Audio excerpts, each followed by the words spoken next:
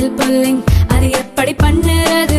காலையில் எழுந்ததும் எதுவும் சாப்பிடாமல் இதயம் வளத்தை வாயில ஊத்தி நல்லா கொப்பளிக்கணும், அப்புறம் அதை துப்பிடணும். இதுதான் ஆயில் புல்லிங்.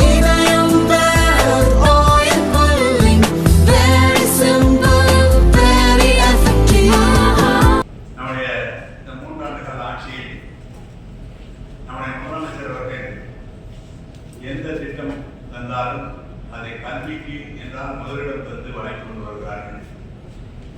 தாலிக்கு தங்கம் என்ற திட்டத்தை மாற்றி மாணவிகள் 10ஆம் வகுப்பு 11ஆம் வகுப்பு படிக்கின்ற அந்த மாணவிகளுக்கு மாதம் 1000 ரூபாய் என்று முதலில் ஒரு திட்டத்தை அறிவித்தார்.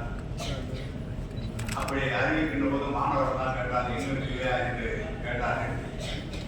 மக்கள் முதல்வரின் திட்டம் என்ற அந்த திட்டத்திலே இப்ப மாணவர்களுக்கு வழங்கி கொண்டிருக்கிறார்கள். இதனால் என்ன பயன் ஏற்பட்டது என்று சொன்னால், இடைக்கற்றல் நிற்புற இடையிலே கல்வியை நிறுத்திக் கொண்டிருக்கின்ற பிள்ளைகள் தொடர்ந்து படிக்கின்ற வாய்ப்பு, அதுவும் தொடர்ந்து 7 வருடம் அரசு பள்ளியிலே படித்திருந்தால் அவர்களுக்கு தனி இடஒதுக்கீடு என்ற வகையிலே இன்றைக்கு பள்ளி மாணவர்கள் மிக சிறப்பாக இந்த திட்டத்திலே முன்னேறி கொண்டிருக்கிறார்கள். நான் உதாரணத்துக்காக சொல்கிறேன். கடந்த மாதம் நமது டிஎன்பிஎஸ்சி மூலம் பொதுத் தேர்வில் DSP, DRO, RTO group 1 exam எழுதப்பட்டது. அதில் எழுதப்பட்டதில் 25 பேர்கள் டிஎஸ்பிக்காக தேர்ந்தெடுக்கப்பட்டார்கள்.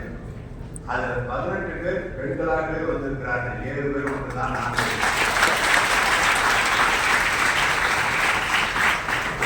இதற்கு என்ன காரணம்? இன்றைக்கு பெண்கள் சிறப்பாக கல்வியை பயந்து கொண்டிருக்கிறார்கள். அதோடு மட்டுமல்ல, ஒரு குடும்பத்திலே ஆண் படித்து வேலைக்கு செல்லலாம். அது குடும்பத்துடைய கட்டுப்பாடு, அந்த குடும்பத்துடைய வளர்ப்பதற்கு பயன்படும். ஆனால் வீட்டில் இருக்கிற பெண் அல்லது வேலைக்கு செல்கிற பெண் கற்று சென்றிருப்பார்கள்.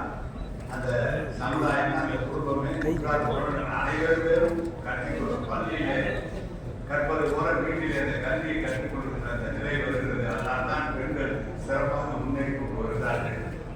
இதை கூட திட்டங்கள்லாம் போட்டார். மகளிர் உரிமை தர என்று சொன்னார்.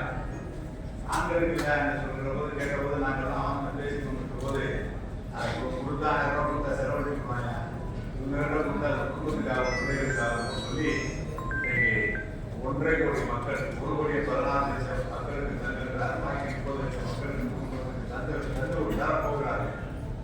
அதை தமிழ்நாட்டில் மொத்தம் இருக்கிற குடும்ப அட்டைகளுடைய எண்ணிக்கை 2,26,00,000 லட்சத்திலிருந்து 2,32,32 லட்சம் இருக்கிறது.